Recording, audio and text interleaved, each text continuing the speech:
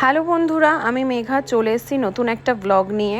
আমরা যাচ্ছি হিলেভার্সে গরমের হাত থেকে বাঁচতে আর কাঞ্চনজঙ্ঘাকে দেখতে। আমাদের ট্রেন শিয়ালদা থেকে তিস্তা তোরসা দুপুর 3টের সময়। আমরা সদল বলে ট্রেনে উঠে পড়েছি। আর এইটা আমার লাইফের ফার্স্ট ট্রেকিং বা হাইকিং যাই বলতে পারো। এনজিপিতে নেবে আমরা আমাদের শেয়ার ক্যাবের জন্য অপেক্ষা করছিলাম। যথারীতি আমরা গাড়ি পেয়ে গেছি এবং আমরা রওনা দিয়েছি জোরথাংয়ের উদ্দেশ্যে। জোরথাংয়ে আমরা যাব, সেখান থেকে আমাদের গাড়ি চেঞ্জ হবে। ভোটের জন্য সিকিমে সব গাড়ি যাচ্ছে না, তার জন্য আমাদের গাড়ি চেঞ্জ হয়েছে। আমাদের ড্রাইভার দাদা একটা দোকানে দাঁড় করিয়েছে যেখানে আমরা কিছু ব্রেকফাস্ট করে নেব। আর পাহাড়ে ব্রেকফাস্ট মানেই মোমো আর ওয়াই। তো আমরা সবাই মিলে মোমো ওয়াই ট্রাই করলাম। খাবার ভালোই ছিল, আর পাহাড়ের মোমোর তো তুলনা হবে না। ব্রেকফাস্ট করে পাশের দোকানেই দেখলাম একটা ছানা রয়েছে, আর এখানে কুকুরগুলো অসাধারণ মিষ্টি। তো ওর সাথে একটু সময় কাটিয়ে নিয়ে আমরা পৌঁছে গেলাম জোরথাংয়ে আমাদের গাড়ি চেঞ্জ হবে, তাই সেখানে কিছুটা সময় পেয়েছিলাম। আর আমাদের ড্রাইভার দাদা বললেন যে যা জিনিসপত্র কেনার এখান থেকে কিনে নিতে, কেন যত আমরা উপরে উঠবো দোকানপাট সব কমতে থাকবে। তাই আমাদের যা যা নেওয়ার এখান থেকে নিয়ে নিলাম, আর কিছু ফটোশ্যুট করে নিলাম এবং আরও কিছু খেয়ে নিলাম। তারপরে আমরা আবার গাড়িতে লাগেজ তুলে রওনা দিলাম ওখরের উদ্দেশ্যে। আমরা আজকে রাতটা ওখরেতেই থাকবো এবং কালকে সকালে শুরু করব আমাদের হিলের উদ্দেশ্যে ট্রেকিং। আমাদের স্টে অন্য একটা বুকিং ছিল, কিন্তু ভোটের জন্য সেটা ক্যান্সেল করে ওনারাই আমাদের এই স্টেটা দিয়েছেন। আমাদের বোধিভিলা বুকিং ছিল, কিন্তু আমরা পাইনি। এটা মাস্টারজির হোমস্টে, খুব সুন্দর, ছিমছাম ডেকোরেশন এবং পরিষ্কার।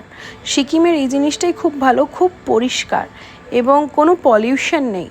আমাদের রুমটা দেখতেই পাচ্ছ, এখানে জানলা থেকে খুব সুন্দর একটা ভিউ পাওয়া যাচ্ছে। অ্যাটাচ টয়লেট আছে, রুমটা পরিষ্কার, দুটো সেপারেট বেড আছে এবং টয়লেটে গিজারও আছে।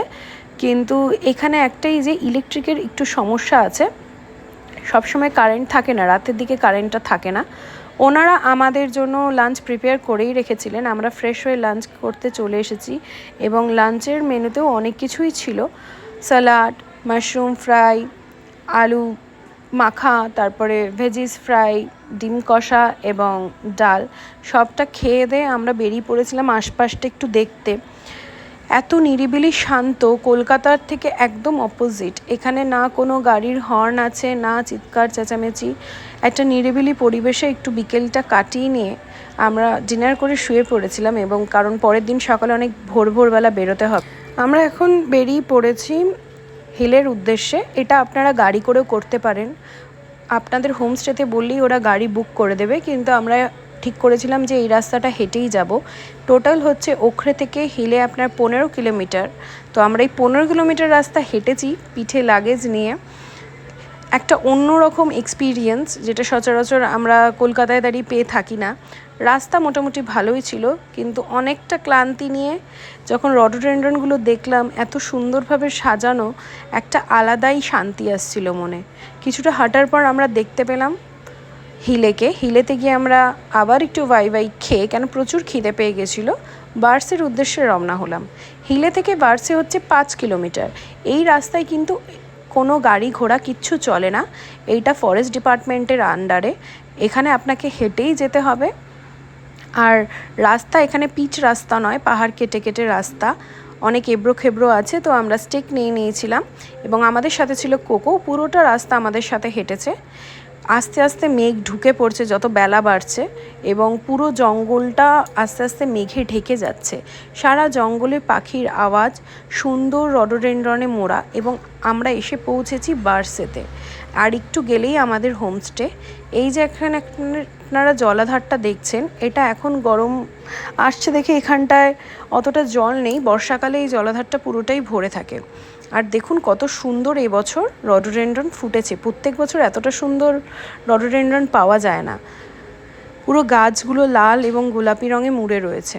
কিছুটা হাঁটার পর আমরা পেলাম আমাদের হোমস্টের কাছাকাছি। যখন গেলাম তখন অনেক মানুষের সাথে আমাদের দেখা হতে থাকলো যারা ফিরছে, এবং আলটিমেটলি ওখান থেকেও আরও কিছুটা হাঁটার পর আমরা পৌঁছলাম বার্সেটে।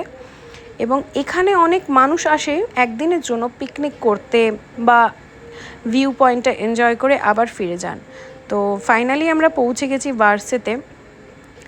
আমাদের এইখানে একটা হোমস্টে রয়েছে যে হোমস্টেটা আমরা পাইনি। আপনারা দেখতেই পাচ্ছেন এখানে টেন্ট লাগানো, এই জায়গাগুলোতে টেন্ট রয়েছে প্লাস থাকারও ব্যবস্থা রয়েছে, কিন্তু এটা আমরা পাইনি। আমাদের হোমস্টেটা আরেকটু এগিয়ে গিয়ে একদম ধারে। এইটা হচ্ছে আমাদের হোমস্টে, পুসাইজির হোমস্টে। তো এই হোমস্টেটা বানানো হয়েছে 2002 সালে এবং এইখানে কিন্তু কোনো ইলেকট্রিসিটি নেই, যেটা আমরা জানতাম না। মানে নো ইলেকট্রিসিটি। আমরা ভেবেছিলাম হয়তো ফোন আমরা চার্জ দিতে পারবো, কিন্তু সেই ব্যবস্থাটাও নেই। তাই এর পরে আমি আর ভিডিও কিছু করে উঠতে পারিনি। আমাদের একটা বড় রুম দেওয়া হয়েছিল, কেন আমরা অনেকজন মিলেছিলাম। সেখানে গিয়ে আমরা সব লাগেজপত্র রাখি এবং এখানে আপনি দেখতে পারবেন আমাদের পুসাইজিকে, যিনি খুবই ভালো একজন লোক, যিনি আমাদের সব রকম ব্যবস্থা করে দিয়েছিলেন যাতে আমাদের কোনো কষ্ট না হয়। এবং আমাদের বলতে গেলে সত্যিই কোনো কষ্ট হয়নি, কারণ পরের দিন সকালে উঠে আমরা দেখা পেয়েছিলাম এত সুন্দর একটা কাঞ্চনজঙ্ঘাকে।